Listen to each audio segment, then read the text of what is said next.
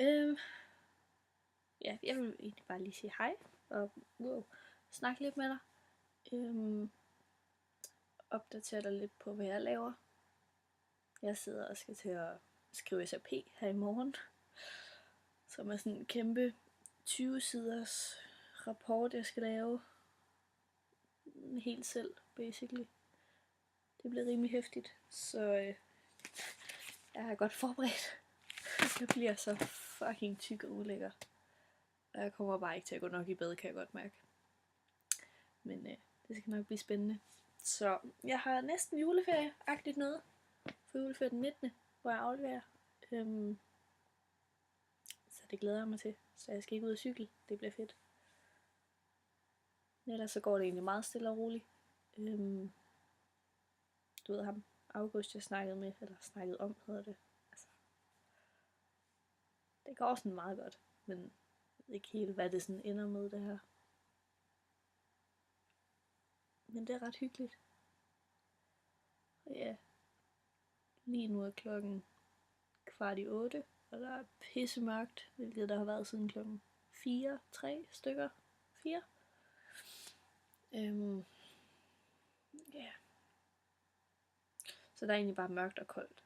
Der skulle komme en stor storm her i morgen, torsdag den 5.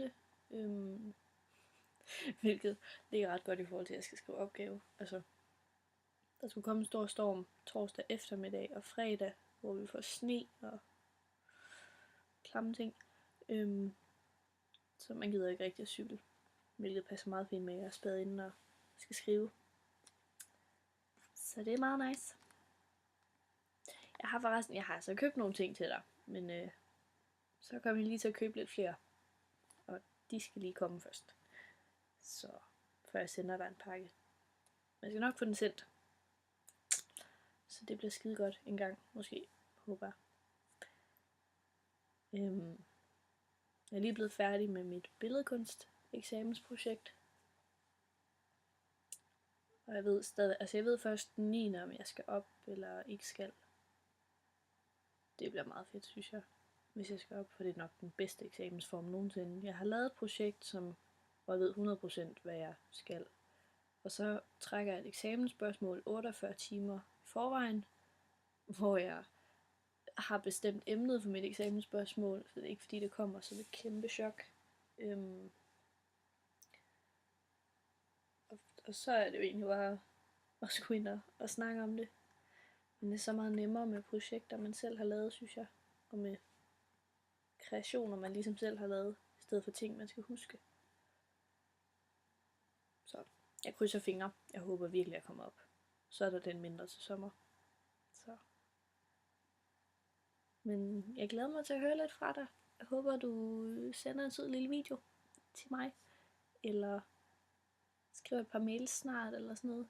Jeg synes egentlig, jeg har været ret dårlig til at skrive til dig. Men ja, det har jeg bare ikke lige fået tænkt over. Så må jeg gøre sådan her i stedet for. Det er også meget hyggeligere. Hvornår er det egentlig, at du skal... at du er færdig hos din familie? Er det ikke ved at være snart lige op over?